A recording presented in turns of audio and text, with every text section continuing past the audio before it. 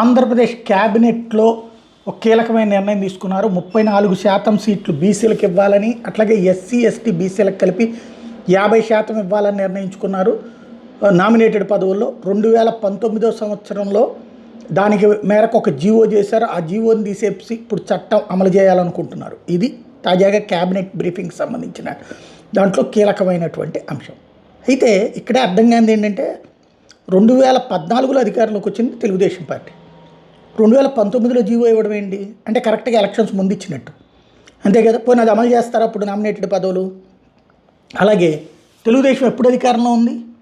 83లో ఉంది, 85లో ఉంది, 94లో ఉంది, 99లో ఉంది, 2014లో ఉంది.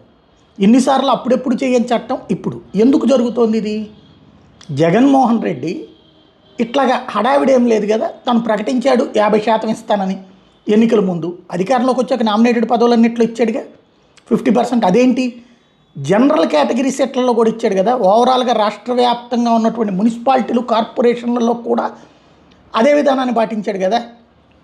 బీసీలకి, ఎస్సీలకి, ఎస్టీలకి తీసుకొచ్చి జనరల్ మున్సిపాలిటీలు కూడా ఇచ్చుకొచ్చాడు కదా.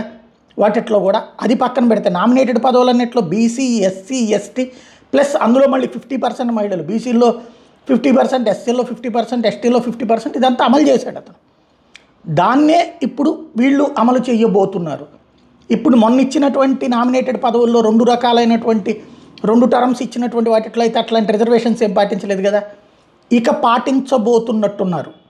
కాకపోతే ఇది తామే చేశామని చెప్పేటటువంటి ప్రయత్నం చేస్తున్నట్టు కనబడుతుంది. ఎందుకంటే ప్రజలందరూ చూశారు, ఇందులో దాచాల్సిందేం లేదు కదా. జగన్ చేశాడా లేదా 50% రిజర్వేషన్స్ అన్నటువంటిది ప్రజలందరూ చూశారు. ఒక రకంగా జగన్ అధికారం కోల్పోవడానికి కారణమైంది కూడా అదే.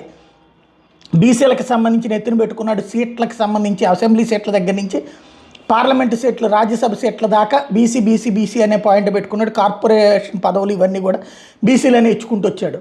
కాకపోతే వాళ్ళు చివరికి ఓటు దగ్గర తేడా చేశారు. అయితే వాళ్ళందరూ జగన్ అంత చేసినా తమకే ఓట్లు వేశారు కాబట్టి ఇప్పుడు తెలుగుదేశం పార్టీ వాళ్ళ కృతజ్ఞతగా ఆ సీట్లు ఇవ్వడానికి సిద్ధపడుతున్నట్టు కనబడుతోంది.